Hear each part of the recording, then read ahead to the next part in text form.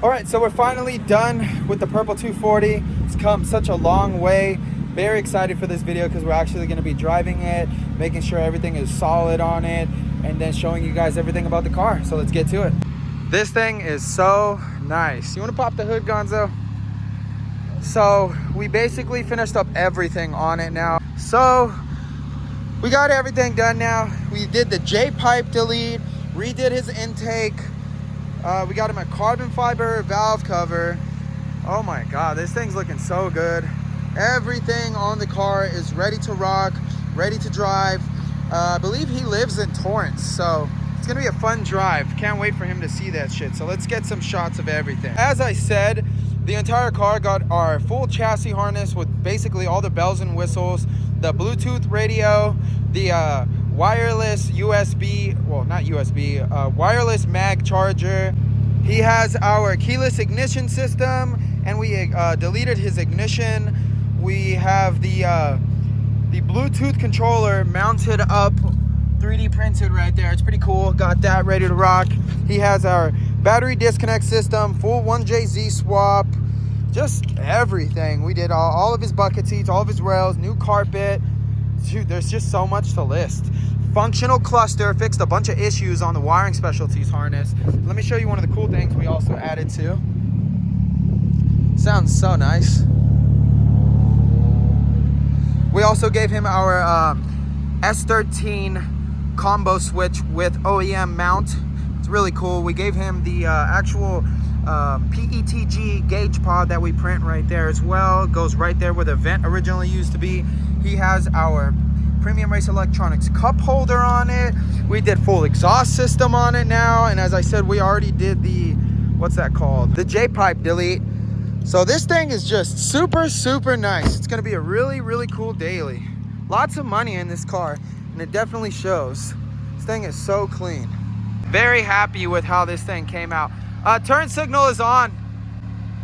Every little thing that could be done to this car to be proper is done. It's very, very, very nice. Wolf's car is beautiful too. So now we're gonna go drive it, get some sound clips, show you guys how it looks on the road, and then that's pretty much it. Oh, I wanted to point something out too. So it sucks that CX Racing, we had to buy the downpipe from them, unfortunately, because Future Fab doesn't sell that anymore. And I think it was like $600 for the downpipe and the mid-pipe. That mid-pipe we didn't even use.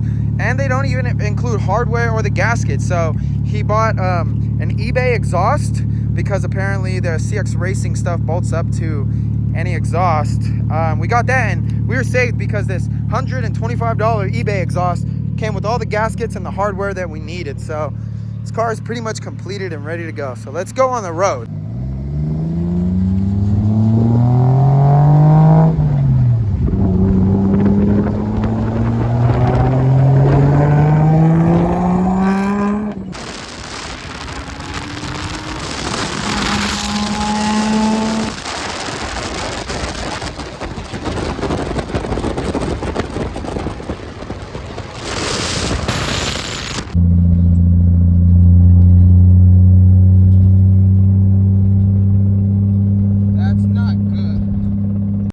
Okay, so while we were driving, I noticed that I started hearing a slight noise, whether it's coming from the tranny or the engine.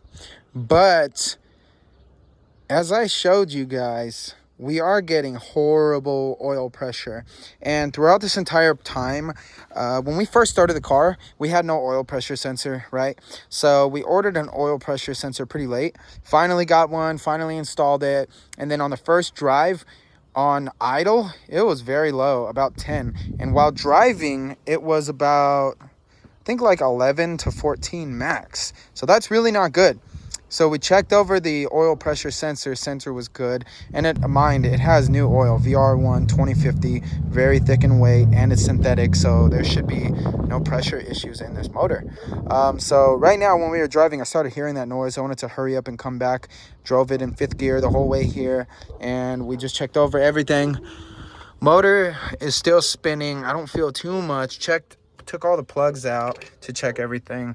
Everything looks decently fine in there, but still that oil pressure reading, It's not good at all. So what we're gonna do now, even though I don't want to, we're gonna change the oil again. Hopefully there's no shavings in there. And then we are going to put everything back together and then go for another test drive and hope for the best. Because like I said, the oil pressure sensor is fine. It's a brand new oil pressure sensor. I'll even show you guys that. You see it right there. It's a good oil pressure sensor. So yeah, let's get this back together, go for a drive, and hope for the best. All right, so we are pushing the car. We've probably pushed it about almost a mile already. So we have not really ran the car much, only idle, you know, but since day one on the oil pressure gauge, hence the reason you install oil pressure gauge, I have never read 20 psi at idle, which is basically the oil pump's normal standard for pressure on these engines. And we are reading around 1 to max 5 psi at idle, right? And I started hearing a little knocking noise. So here, take a break. Let's take a break. Just let it roll until it stops. So I started noticing a little knock, and we haven't been doing pulls on this really, honestly. You know, I mean, we've got on it a little bit just to make sure no intercooler piping and shit blows off, but I started hearing a little noise. I was hoping it was the clutch. We checked over the clutch kit. It's new, but it's not the best brand, you know. But we started driving. I started hearing a little knock. Wanted to hurry up and get home, noticing the oil pressure barely reach 1 to 5 psi. So I've been in 5th gear, just cruising. And all of a sudden, car turned off. So we went to go start it, got it started. And as I was moving past the stop sign, it literally locked up. But it's something to do with the oil pump not giving pressure to the engine, and I think the motor's locked up. Either it's a bad clutch kit or the motor's locked up, unfortunately. And honestly, I'm not trying to rebuild this thing, even though we're probably gonna have to now. This is gonna be very, very fun. Not looking forward to this, but yeah. Oh my God. So, put everything back together. Changed the oil. Oil had no shavings in it, nothing like that, too concerning at least. And locked up. So while I was driving, I got a video, thank God. While we were cruising, probably about 5th gear, super low RPM, probably like 2000 RPM, it was reading from 0 psi to about 5 psi, which is not good. These motors need at least 30 psi on idle. 20 psi is like barely passing, you know. But unfortunately, she did lock up. We did get the engine from the customer. We didn't rebuild it, none of that stuff. So it is a used engine from overseas. But still, I feel very bad. You know, this isn't his fault. This isn't our fault.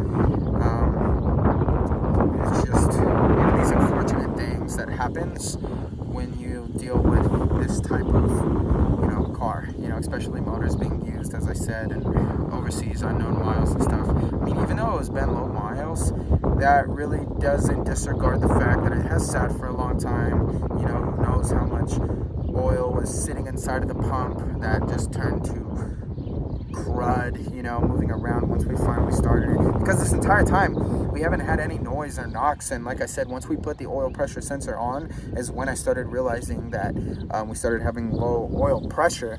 So I guess right now, I literally had to push the car with Gonzo probably like a mile. So we're definitely tired as hell from that. We are gonna put the car back in, talk to the customer, and see what happens from there. Because honestly, with this type of issue, with the motor locking up, I really don't like pulling these motors apart and rebuilding it with OEM parts, you know? Because once a rod, like I can do a refresh on a motor that runs, but if it's locked up, most likely a rod has bent, probably the crank is all fucked up now, and you know, it's just like I can definitely get OEM rods and pistons, find another crank and do all this stuff, but still, you know, then we'd have to get the cylinder walls checked out, and it's just, this whole process of this whole motor is not cheap. You know, I feel like at the end of the day, if this motor is unsalvageable internally for all the OEM components. It's probably best just to find a running 1JZ VVTi and throw it in here. That's probably the cheapest way, you know, because if not, honestly, these motors are not cheap to forge. And with this type of issue, I do not like to use OEM parts. I'd rather forge it, especially since it's an iron block. We could bore it a little bigger, that fun stuff. But yeah, very, very, very sad. You know, the car was literally about to go home. Like literally this week, I was about to go home. We finished up everything, got the turn signal switch in, got everything done. Motor was fucking fine.